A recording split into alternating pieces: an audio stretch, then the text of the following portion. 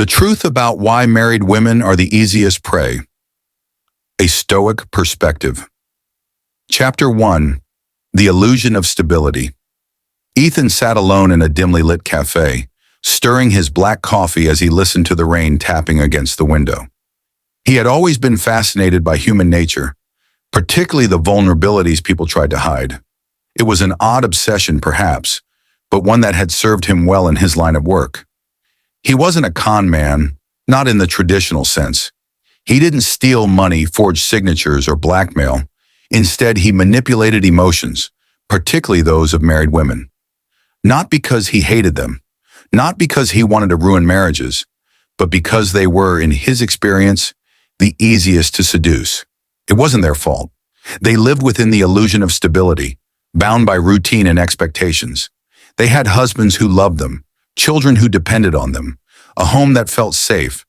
But beneath it all, they were starving for excitement, for validation, for the kind of attention that had faded years ago. And Ethan knew exactly how to provide it. Chapter 2. The cracks in the foundation. Sophia had been married for 10 years. 10 long, predictable, uneventful years. Her husband Daniel was a good man, loyal, hardworking, responsible. But love had turned into habit, and habit had turned into numbness. She wasn't unhappy exactly, but she wasn't alive either. Then came Ethan. Their first encounter was innocent, a casual conversation at an art gallery where she had gone alone because Daniel was too tired after work. Ethan was charming but not forceful, interested but not overbearing. He made her laugh in a way she hadn't in years. It was harmless, until it wasn't. Chapter 3. The slow descent. Ethan never rushed things. He understood patience better than most. The trick he had learned was to let women convince themselves that they were in control. He texted her sparingly, never too eager. He complimented her, but only in ways that made her feel seen rather than objectified. He asked about her dreams, her fears, the things she had given up for the sake of marriage. And Sophia, despite her best intentions, found herself drawn in. It started with secret texts, then coffee meetings, then late-night phone calls. She told herself it was just friendship, but deep down she knew better. Chapter 4. The Stoic mindset. Ethan had read the Stoics, Marcus Aurelius, Seneca, Epictetus. He lived by their teachings, though not in the way most would expect. He believed in detachment, in understanding emotions without being ruled by them. He saw love as an illusion, a trick of biology designed to keep people tethered to one another. To him, marriage was not sacred. It was a contract, a social expectation. And like all contracts, it could be broken. He never felt guilt about what he did. He wasn't forcing anyone. He was simply giving them what they secretly wanted. But there was one thing even he hadn't expected. Sophia wasn't like the others. Chapter 5.